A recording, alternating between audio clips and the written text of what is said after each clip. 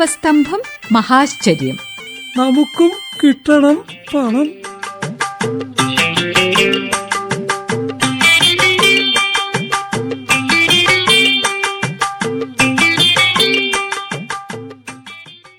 അപ്പോൾ ഈ സങ്കടത്തിലാണ് F N തിരുമേനി. ഭാവഗായകനായിട്ടുള്ള ജയചന്ദ്രൻ നമ്മെ വിട്ട് അങ്ങോട്ട് പോയി. മനുഷ്യന്മാരായാൽ മരണം ഉറപ്പന്നെയാണെന്നറിയാത്തോണ്ടൊന്നുമല്ലേ. എന്നാൽ എത്ര കേമായിട്ടുള്ള പാട്ടുകളാണ് അദ്ദേഹം നമുക്ക് തന്നത്. ഇത്ര വേഗം അദ്ദേഹം നമ്മളെ വിട്ടുപോകുന്ന നിരീച്ചില്ല. ഏതായാലും അദ്ദേഹത്തിൻ്റെ ആത്മാവിന് നിത്യശാന്തി നേർന്ന തിരുമേനി ഇത്തവണത്തെ ദീപസ്തംഭം തുടങ്ങുകയാണ്. മഹാരാഷ്ട്ര കോർപ്പറേഷനിലെ ഒരു അസിസ്റ്റന്റ് കമ്മീഷണറെ ഈയിടെ അങ്ങോട്ട് പിരിച്ചുവിട്ടു. 3 മക്കളുണ്ട് അത്രേ ഇദ്ദേഹത്തിന്. എന്നാൽ ഈ വിവരം മറച്ചു വെച്ചിട്ടാണത്രേ ഇദ്ദേഹം ജോലി ചെയ്തത്. കോർപ്പറേഷൻ ജീവനക്കാർക്ക് 2 മക്കളിൽ കൂടുതൽ പാടില്ല എന്നാണ് മഹാരാഷ്ട്രയിലെ നിയമം. ഇത് ലംഘിച്ചതിനാണ് അസിസ്റ്റന്റ് മുനിസിപ്പൽ കമ്മീഷണറെ ജോലിയിൽ നിന്ന് പുറത്താക്കിയത്. പണ്ട് പൂന എന്ന് പറഞ്ഞിരുന്ന പുനെയിലെ പിംപ്രി ചിഞ്ചുവാഡ് കോർപ്പറേഷനിലെ ശ്രീനിവാസ് ധൻഘട്ടിനാണത്രേ ജോലി നഷ്ടപ്പെട്ടത്. അടുത്ത മാസം 28-ാം തീയതി പിരിയേണ്ടതായിരുന്നു. 2005 മഹാരാഷ്ട്ര സിവിൽ സർവീസ് ചട്ടപ്രകാരം 2 മക്കളിൽ കൂടുതലുള്ളവർക്ക് കോർപ്പറേഷനിൽ ജോലിക്ക് അർഹതയില്ല. എന്നാൽ 2005 മുമ്പ് കുട്ടികളുണ്ടായവർക്ക് ഈ നിയമം ബാധകമല്ല. എത്ര മക്കളുണ്ട് എന്നുള്ള കാര്യം ശ്രീനിവാസ് സത്യവാങ്മൂലത്തിൽ കൊടുത്തില്ല എന്നാണ് പരാതി. ഇതിനെ തുടർന്നാണത്രേ അന്വേഷണ വിധേയമായിട്ട് നടപടിയെടുത്തത്. പണ്ടൊക്കെ കുട്ടികളെ ദൈവം തരണതാണെന്നാണ് വിശ്വസിച്ചിരുന്നത്. എന്നാൽ ശാസ്ത്രം അങ്ങോട്ട് പുരോഗമിച്ചു. ഇതോടുകൂടി ഈ വിശ്വാസത്തിന് ചില മാറ്റമൊക്കെ വന്നു. ജനസംഖ്യ ഇല്ലാത്തതുകൊണ്ട് രാജ്യങ്ങളിൽ അവർ കുടിയേറ്റക്കാരെ ആനുകൂല്യങ്ങളൊക്കെ കൊടുത്ത് പ്രോത്സാഹിപ്പിക്കുന്നുണ്ട്. എന്നാൽ കുട്ടികളുടെ എണ്ണം കൂടിയോണ്ട് ജോലി പോകണത് ഇത് ആദ്യമായിട്ടാണ് തിരുവേനി കേൾക്കണത്. പണ്ടൊക്കെ പറഞ്ഞ മാതിരി രാജകൽപ്പന ലേഹെ കല്ലും പിളർക്കും.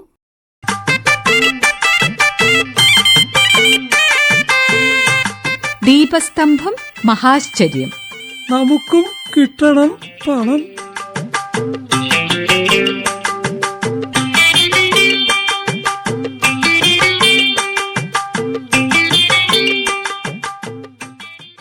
കുഴി എണ്ണാൻ താല്പര്യമുള്ളവർക്ക് കോഴിക്കോട്ടേക്ക് വരാം. ഇവിടെ KP കേശവമേനോൻ റോഡിലാണ് 300 മീറ്ററിൽ 47ഓളം ഭീമന്മാരായിട്ടുള്ള കുഴിയുള്ളത്. എന്നാൽ ഇതിൻ്റെ പ്രവൃത്തി ഏറ്റെടുക്കാൻ ആളില്ലാത്രേ. വാഹനങ്ങൾ പോവണതോടുകൂടി കുഴികളുടെ വിസ്തൃതിയും ആഴവും വർദ്ധിക്കുന്നുണ്ട്. എന്നാൽ ഓട്ടോ ഡ്രൈവർമാരൊക്കെ ഇതിൽ പ്രതിഷേധിക്കുകയും ചെയ്തിരുന്നു. എന്നാൽ 10 ലക്ഷം റുപ്യ റോഡ് നന്നാക്കാൻ അനുവദിക്കുകയും ചെയ്തു. നടപടിക്രമങ്ങളൊക്കെ പൂർത്തിയാക്കി ടെൻഡർ ചെയ്തു അത്രേ. എന്നാൽ ഒരാളാണ് ടെൻഡറിൽ പങ്കെടുത്തത്. ചെറിയ പണികളൊന്നും എടുക്കാൻ കോൺട്രാക്ടർമാർ തയ്യാറല്ല. മാത്രമല്ല പണികളെടുത്താലും പണം എന്ന് കിട്ടുന്ന ആർക്കും ഒരു രൂപമില്ല.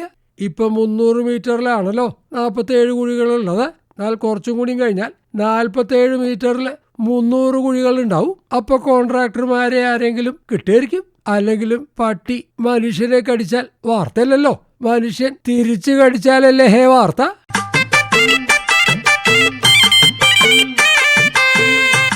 ദീപസ്തംഭം മഹാശ്ചര്യം. നമുക്കും കിട്ടണം പണം.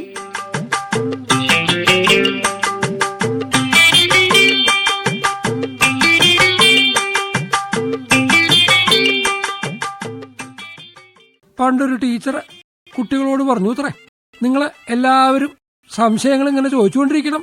സംശയങ്ങൾ ചോദിച്ചാൽ മാത്രമേ നിങ്ങളുടെ വിജ്ഞാനം വർദ്ധിക്കൂ. അപ്പോൾ 2-3 കുട്ടികൾ സംശയങ്ങളായിട്ട് എഴുന്നേറ്റു അത്രേ.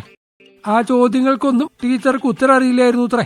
അപ്പോഴും ടീച്ചർ പറഞ്ഞു അത്രേ, ഉത്തരം അറിയില്ല എന്ന് വെച്ചിട്ട് നിങ്ങൾ ചോദ്യങ്ങൾ നിർത്തുന്നും വേണ്ട, ഇനിയും ചോദിച്ചുകൊണ്ടിരിക്കുക. ചോദ്യങ്ങൾ ചോദിച്ചാൽ മാത്രമേ നിങ്ങളുടെ വിജ്ഞാനം വർദ്ധിക്കൂ എന്ന്.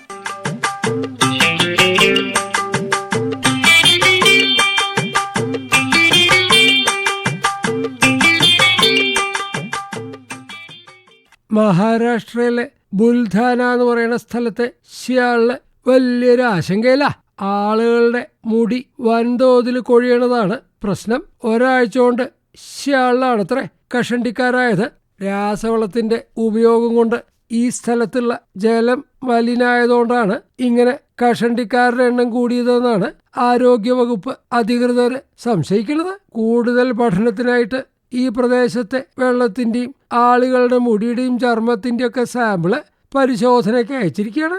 ആദ്യം തലയില് ഒരു ചൊറിച്ചിൽ അങ്ങോട്ട് തുടങ്ങൂത്രേ. 2-3 ദിവസം കൊണ്ട് മുടി മുഴുവൻ കൊഴിഞ്ഞു പോവും. ആണുങ്ങളുടെ മാത്രമല്ല സ്ത്രീകളുടെയും കുട്ടികളുടെയും ഒക്കെ മുടി കൊഴിച്ചിൽ യഥേഷ്ടം നടക്കുന്നുണ്ട്. 400ഓളം പേർക്കാണത്രേ ഇങ്ങനെ മുടി കൊഴിഞ്ഞത്. ഷെഗോൺ താലൂക്കിലുള്ള ബോർഗാവ്, കൽവാട്, ഹിങ്കന തുടങ്ങിയ ഗ്രാമങ്ങളിലാണത്രേ സ്ഥിതി രൂക്ഷം. മലിനായിട്ടുള്ള വെള്ളം, ഫംഗസ് ബാധ, പോഷകാഹാരക്കുറവ്, വിറ്റാമിൻ്റെ കുറവ് ഇത്യാദികളൊക്കെ പെട്ടെന്ന് മുടി കൊഴിയാൻ കാരണമാവുണ്ടെന്നാണ് ഡോക്ടർമാരുടെ അഭിപ്രായം. ഇങ്ങനെ എല്ലാവരുടെയും മുടി കൊഴിയാൻ തുടങ്ങിയാൽ മുടി വെട്ടണവരുടെ കാര്യം എന്താവുമെന്ന് കണ്ടെന്നെ അറിയണം. ചോമരില്ലാണ്ട് എങ്ങനെയാ ചിത്രം വരയ്ക്കുക?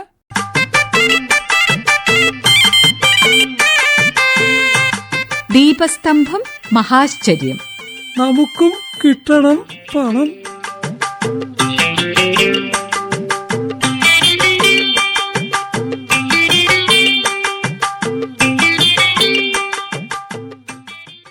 രണ്ട് സുഹൃത്തുക്കളെ കാപ്പി കുടിക്കാൻ ഒരു ഹോട്ടലിൽ കയറിയത്രേ.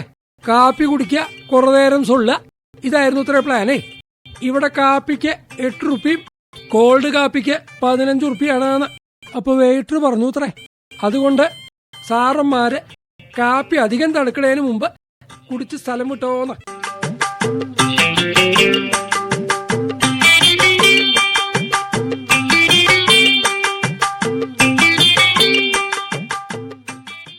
സാധാരണ തൊഴിലാളികളാണ് പണിമുടക്കുക. എന്നാൽ കോഴിക്കോട് യന്ത്രങ്ങളും ഇടയ്ക്കിടയ്ക്ക് പണിമുടക്കാൻ തുടങ്ങിയിരിക്കുന്നു. പുതിയ ബസ് സ്റ്റാൻഡിന്റെ അടുത്തുള്ള എസ്കലേറ്ററിന്റെ കാര്യമാണ് പറയണത്. 2 ആഴ്ചയായിട്ട് പുതിയ ബസ് സ്റ്റാൻഡിന്റെ അടുത്തുള്ള എസ്കലേറ്ററിന്റെ ഒരു ഭാഗം പ്രവർത്തിക്കണില്ല. സ്റ്റേഡിയത്തിനോട് ചേർന്നുള്ള ഭാഗത്ത് ഇറങ്ങി വരാനുള്ള എസ്കലേറ്ററാണ് ഇങ്ങനെ മിന്നൽ പണിമുടക്ക് നടത്തിയിരിക്കുന്നത്. ഇതിന്റെ ബെൽറ്റിന് തകരാറുണ്ടെന്നാണ് പറയണത്. ബസ് സ്റ്റാൻഡിന്റെ ഭാഗത്തുള്ള എസ്കലേറ്ററിനും ഈയിടെ തകരാറുണ്ടായിരുന്നു. എന്നാൽ അത് പെട്ടെന്ന് തന്നെ അങ്ങോട്ട് തീർത്തു. ഇടയ്ക്കിടയ്ക്ക് ഇങ്ങനെ എസ്കലേറ്റർ പണിമുടക്കുണ്ട്. കൃത്യമായിട്ടുള്ള അറ്റകുറ്റപ്പണി നടത്താത്തോണ്ടാണ് എസ്കലേറ്റർ ഇങ്ങനെ കേടാവണതെന്നാണ് ആള് പറയണത്. കോർപ്പറേഷൻ നേരിട്ടാണത്രേ ഇതുണ്ടാക്കിയിരിക്കുന്നത്. എന്നാൽ എസ്കലേറ്റർ 2020 നവംബർ 1 തുറന്നത്. അമൃത് പദ്ധതിയിൽ ഉൾപ്പെടുത്തി 11 ചില്ലാനും കോടി റുപ്യ ചെലവാക്കിയിട്ടായിരുന്നു നിർമ്മാണം. എന്നാൽ എസ്കലേറ്റർ പകുതി കേടായതുകൊണ്ട് ശാളിലും കോണി കയറിയിട്ടാണ് നടക്കുന്നത്. അതിൽ 10-12 ആളുകൾക്ക് കയറാൻ പറ്റൂ. എസ്കലേറ്റർ വന്നതോടുകൂടി റോഡ് മുറിച്ച് കിടക്കാൻ ആളുകൾക്ക് പറ്റാണ്ടായി. എല്ലായിടത്തും ഇരുമ്പ് വേലിട്ട് അങ്ങോട്ട് അടച്ചു. ഇനി കോണി കയറി ആളുകളുടെ ആരോഗ്യം നന്നാക്കണച്ചിട്ടാണോ ഇത് നേരേക്കാൻ വൈകണമെന്നാണ് FM തിരുമേനിയുടെ ശങ്ക.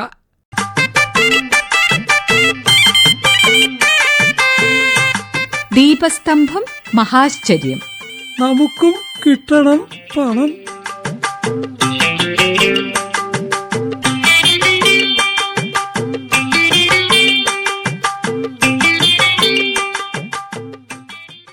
പണ്ടൊരു പണ്ഡിതണ്ടായിരുന്നു അത്രേ.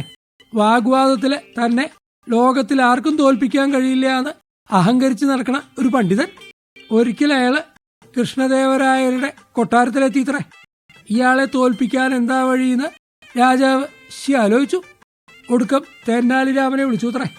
അപ്പൊ തെന്നാലിരാമൻ പറഞ്ഞു അത്രേ, ഇയാളോട് 1 മാസം അങ്ങോട്ട് കൊട്ടാരത്തിൽ താമസിക്കാൻ പറയാൻ, അതിനുശേഷം മതി മത്സരം നടത്തുകയെന്ന്.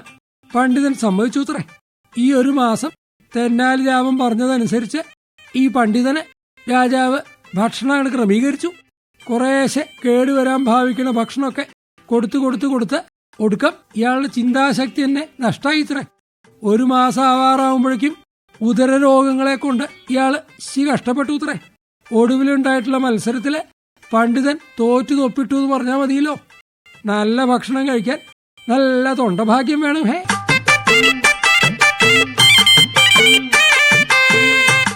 ദീപസ്തംഭം മഹാശ്ചര്യം. നമുക്കും കിട്ടണം പണം. അപ്പോൾ സ്കൂൾ കലോത്സവം ശീഘ്രമായിട്ട് അങ്ങോട്ട് നടന്നു.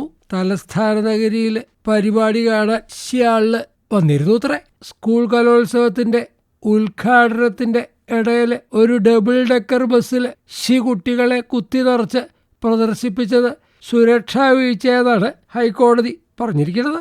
ഇക്കഴിഞ്ഞ ജനുവരി 3 ബസ്സിന്റെ മുകളില് കുട്ടികൾ മാത്രമല്ല IAS ഉണ്ടായിരുന്നു.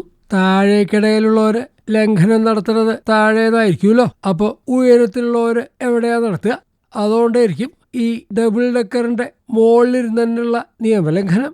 ആനപ്പുറത്തിരുന്നാൽ ഒരു കുഴപ്പമുണ്ട്, എല്ലാവരും കാണും.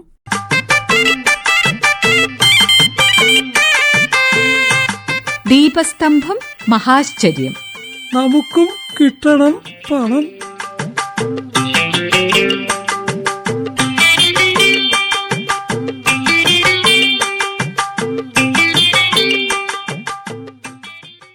എന്നാൽ ഇനി നമുക്ക് ഉത്തർപ്രദേശിലുള്ള റായ്ബറേലിയിലേക്ക് പോവാം. അവിടെ ഒരു റാണി വലിയ തിരക്കില്ല. ചപ്പാത്തി വരുത്തിയിട്ട് വേണം പാത്രം കഴുകാൻ. ഇങ്ങനെ ഓടി നടന്ന് വീട്ടുപണി ചെയ്യാണ് റാണി എന്ന് പറയണ കുരങ്ങൻ. 8 കൊല്ലം മുമ്പാണ് റായ്ബറേലിയിലെ ഗ്രാമത്തിലെ കുറച്ച് കുരങ്ങുകൾ അങ്ങോട്ട് വന്നത്. കുറച്ചു കാലം കഴിഞ്ഞപ്പോ ഇതൊക്കെ സ്ഥലം വിട്ടു. എന്നാൽ പോണ പോക്കില് ഒരു ചെറിയ കുരങ്ങിനെ അവര് കൂടെ കൂട്ടാൻ മറന്നു. ഒറ്റയ്ക്കായ ഈ കുരങ്ങനെ ഗ്രാമത്തിലുള്ള ഒരു കർഷകനായ വിശ്വനാഥനും കുടുംബവും വളർത്താൻ അങ്ങോട്ട് തീരുമാനിച്ചു. വിശ്വനാഥന്റെ ഭാര്യയാണത്രേ ഈ കുരങ്ങിന് റാണി എന്നുള്ള പേരിട്ടത്.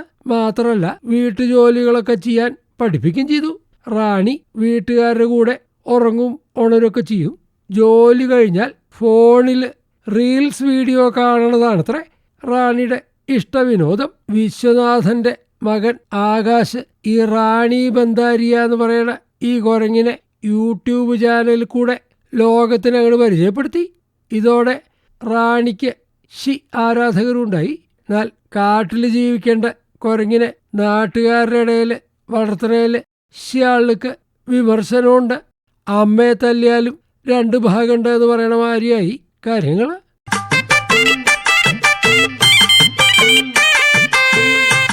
ദീപസ്തംഭം മഹാശ്ചര്യം.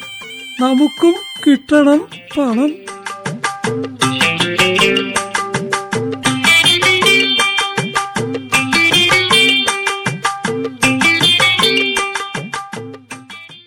എന്നാൽ ഒരു മത്സ്യത്തിന് എത്ര വില വരും? ജപ്പാനിലെ ടോക്കിയോയിലുള്ള ചന്തയിൽ പോയി ചോദിച്ചാൽ അവർ മറുപടി പറയും 11 കോടി റുപ്യാന്ന്. 276 കിലോ ഭാരമുള്ള ടൂണ മത്സ്യത്തിനാണത്രേ ടോക്കിയോയിലുള്ള മീൻ ചന്തയിൽ ഇക്കഴിഞ്ഞ വാർഷിക പുതുവത്സര മത്സ്യലേലത്തിൽ ഈ വില കിട്ടിയത്. ഒരു റെസ്റ്റോറന്റ് ഉടമസ്ഥനായിട്ടുള്ള ഓണോഡേറ ഗ്രൂപ്പാണത്രേ ഒരു ബൈക്കിന്റെ വലുപ്പവും ഭാരമുള്ള ഈ മീൻ സ്വന്താക്കിയത്. എന്നാൽ 11 കോടി എന്ന് കേട്ട് ആരും പേടിക്കേണ്ട. 1999 മുതൽ ഈ ചന്തയുടെ ചരിത്രത്തിൽ ഒരു ട്യൂണയ്ക്ക് കിട്ടണ 2ാമത്തെ വലിയ വിലയാണ് ഇതത്രേ.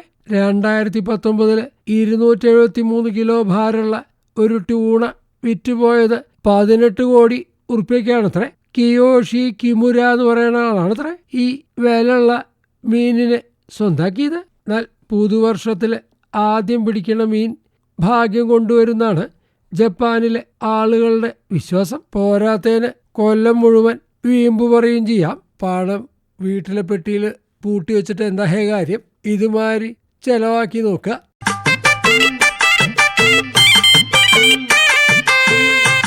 ദീപസ്തംഭം മഹാശ്ചര്യം. നമുക്കും കിട്ടണം പണം.